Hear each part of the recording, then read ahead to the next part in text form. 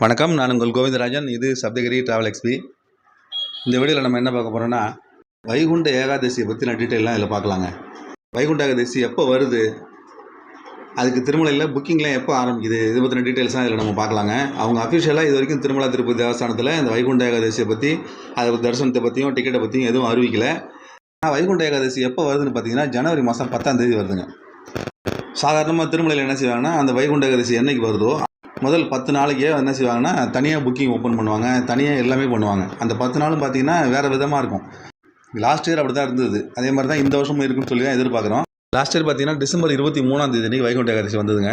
அதுக்காக என்ன பண்ணாங்கன்னா, அதுக்கு முதல் 10 நாள் வரைக்கும் எந்த டிக்கெட்டுமே ஓப்பன் பண்ணல. அதாவது டிசம்பர் மாதம் புக்கிங் ஓப்பன் ஆகும்பொழுது டிசம்பர் 1ஆம் தேதியிலேருந்து அந்த 13ஆம் தேதி 14ஆம் தேதி வரைக்கும் எல்லாம் ஓப்பன் ஆச்சு. அதுலேருந்து 23ஆம் தேதி வரைக்கும், அதாவது 14ஆம் தேதியிலேருந்து 23ஆம் தேதி வரைக்கும் எதுவுமே ஓப்பன் ஆகலைங்க.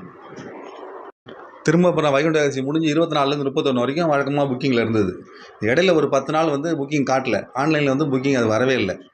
அதே மாதிரி தான் இந்த மாதமும் வருங்க. அது இந்த வருஷம் ஜனவரி மாதம் வரப்போகிற ஜனவரி 10ஆம் தேதி வரப்போகிற வைகுண்ட ஏகாதசிக்கும் அதே மாதிரி புக்கிங் தான் இந்த தடவை நடக்கும். ஜனவரி 10ஆம் தேதி வர்றதுனால ஜனவரி 1ஆம் தேதியிலேருந்து 10ஆம் தேதி வரைக்கும் ஆன்லைன் புக்கிங் எதுவுமே வராதுங்க. இந்த 300 டிக்கெட் பார்த்தீங்கன்னா 11ஆம் தேதியிலேருந்து ஆரம்பிக்கும், அதுக்கு முன்னாடி ஆரம்பிக்காது.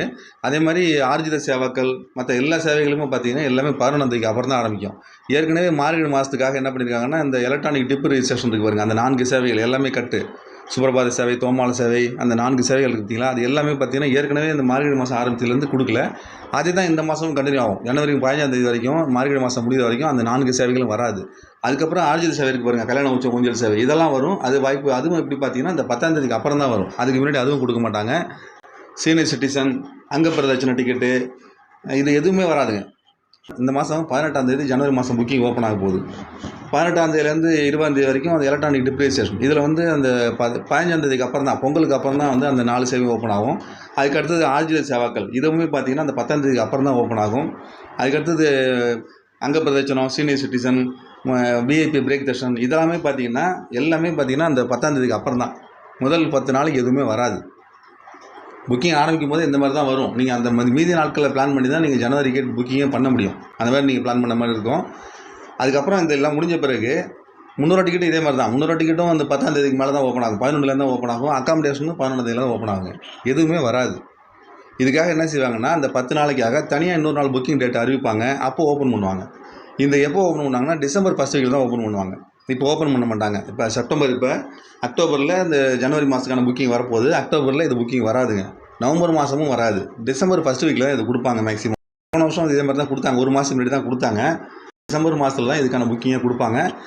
4 விதமாக தான் போன வருஷம் சாமி பக்கம் அலோவ் பண்ணாங்க. என்ன பண்ணாங்கன்னா, SSD டோக்கன் கீழே இஷ்யூ பண்ணுவாங்க. அந்த டோக்கனை வாங்கிட்டு மேலே வரலாம். 2வது 300 டிக்கெட் ஓப்பன் பண்ணுவாங்க. அதில் டிக்கெட் வாங்கினவங்க மேலே பார்க்கலாம். 3வது விஐபி பிரேக் தர்ஷன், 10,000 டொனேஷன் மூலமாக ஸ்ரீவாணி ட்ரஸ்ட் பண்ணுற பாருங்க, அது மூலமாக பண்ணிட்டு வரவங்க பார்க்கலாம். 4வது டோனர்ஸ்.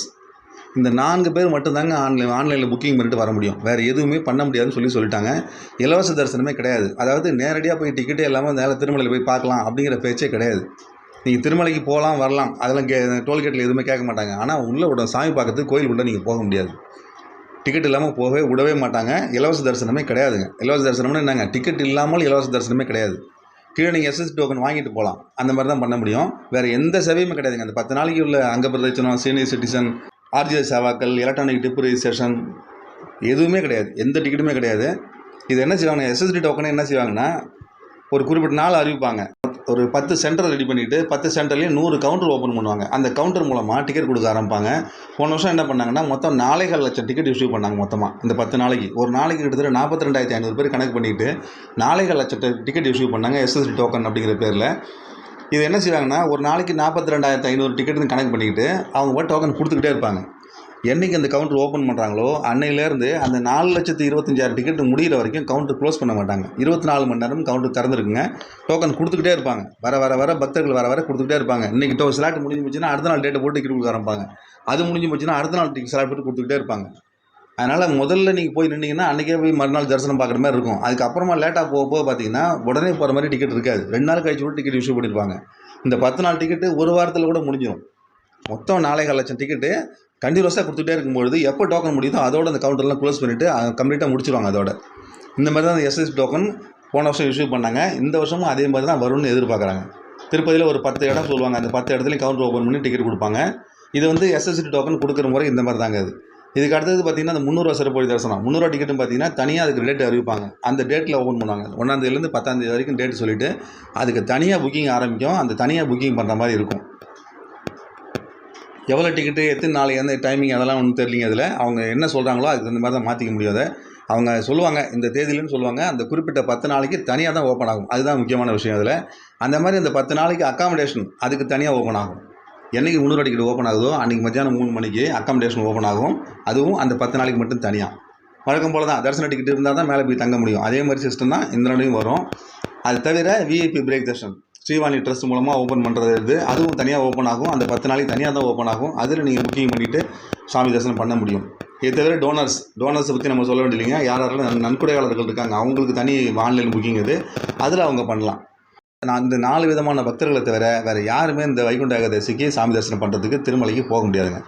சாதாரணமாக போகலாம் வரலாம், சுவாமி கோயிலுக்குள்ளே போக முடியாது இந்த டிக்கெட் மட்டும் இல்லைன்னா. இந்த வைகுண்ட ஏகாதசி போன வருஷம் இதே மாதிரி தான் இருந்ததுங்க. இந்த வருஷமும் அதே மாதிரி தான் இருக்குன்னு எதிர்பார்க்குறோம். இதுக்கான அறிவிப்பு எதுவுமே இன்னும் வரலைங்க. இப்போ வராது. ஏன்னா அக்டோபர் மாதம் 18ஆம் தேதிக்கு மேலே தான் புக்கிங் ஆரம்பிக்க போகுது. அதில் வைகுண்ட ஏகாதசியை பற்றி சொல்ல மாட்டாங்க. வைகுண்ட ஏகாதசிக்கான குறிப்பிட்ட நாட்களை நிப்பாட்டி வச்சுருவாங்க, அவ்வளோதான். இதுக்கான டீட்டெயில்ஸ் வந்து உங்களுக்கு நவம்பர் எண்டில் சொல்லுவாங்க. டிசம்பர் மாதம் தான் இந்த புக்கிங் ஆரம்பிக்காது. வைகுண்ட ஏகாதசியை பற்றி இப்போ தொடர்ச்சியாக இப்போ பார்த்தீங்கன்னா ஒரு வாரமாக அடுத்தடுத்த கமெண்ட்டில் நிறைய கேள்விகள் வருது. அதனால தான் இந்த வீடியோவில் நான் போடுறேன். அதை தவிர வைகுண்ட ஏகாதசிக்கான புக்கிங் பற்றி நிறைய பேர் பேச ஆரம்பிச்சிருக்காங்க. ஏன்னா இந்த மாதம் அக்டோபர் மாதம் வரும்போது வைகுண்ட ஏகாதசி புக்கிங் ஆரம்பிக்குமா, அதுக்கு புக்கிங் பண்ண முடியுமா, நேரடியாக போய் எடுக்க முடியுமா, அக்காமடேஷன் கிடைக்குமான்னு நிறைய பேர் கேள்வி கேட்குறாங்க. அதுக்காக தாங்க இந்த வீடியோவை போடுறேன். அக்டோபர் மாதம் நம்ம வைகுண்ட ஏகாதசிக்காக புக்கிங் பண்ண முடியாதுங்க. நம்ம புக்கிங் பண்ணுறது டிசம்பரில் தான் இதுக்கான புக்கிங் ஓப்பன் பண்ணுவாங்க. அப்போ தான் நம்ம எடுக்க முடியுங்க. இந்த வைகுண்ட ஏகாதசி சம்மந்தமாக வேறு ஏதாவது திருமலா திருப்பதி தேவஸ்தானத்துலேருந்து அப்டேட்ஸ் எதாவது கொடுத்தாங்கன்னா தொடர்ந்து என்னோடய சேனலில் போடுறேங்க. உங்களுக்கு இந்த வைகுண்ட ஏகாதசி சம்மந்தப்பட்ட ஏதாவது சந்தேகங்கள் இருந்ததுன்னா கமெண்ட் செக்ஷனில் கேளுங்க.